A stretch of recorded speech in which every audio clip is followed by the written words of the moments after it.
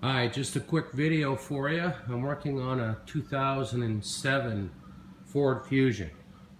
We have air in the system, so we want to bleed it. Problem is, bleeder screws pretty tight. I've tried with a little 1/4" drive socket set, and she's pretty tight. She's gonna snap. So, a little trick for you guys. Take this here air chisel,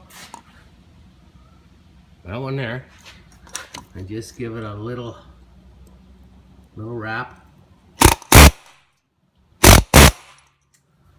Doesn't need more than that. Then you just give her a little. There we go. It's all freed up. Works about 85% of the time.